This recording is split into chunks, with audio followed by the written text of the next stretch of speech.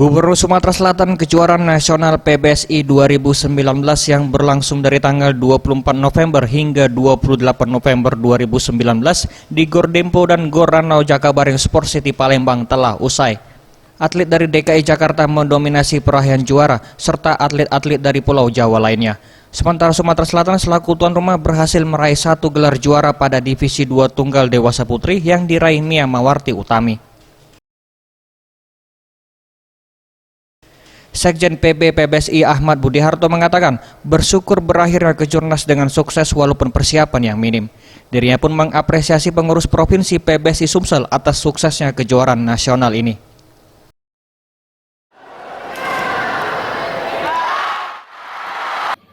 Walaupun persiapan itu begitu mepet, tapi tetap kerja keras dan dukungan dari semua pihak, terutama adalah Pemprov Sumatera Selatan dan juga pemerintah daerah, ini bisa berjalan dengan baik dan lancar. Sementara itu, Susi Susanti selaku Kepala Bidang Pembinaan dan Prestasi PBSI mengatakan, Kejurnas ini merupakan kesempatan untuk atlet non-pelatnas untuk membuktikan diri, di mana juara di Kejurnas merupakan ajang untuk para atlet untuk magang di pelatnas PBSI.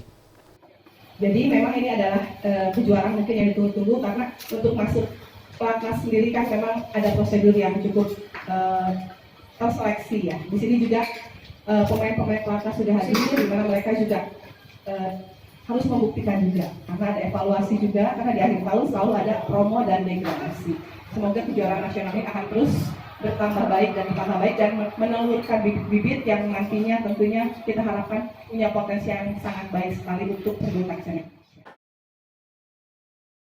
Pertandingan sendiri terbagi atas nomor Divisi 1 Taruna, Divisi 1 Dewasa, Divisi 2 Taruna, dan Divisi 2 Dewasa. Terdiri dari atlet pelatnas dan non-pelatnas dari 25 pengurus provinsi di Indonesia. Eza PM, Sriwijaya TV.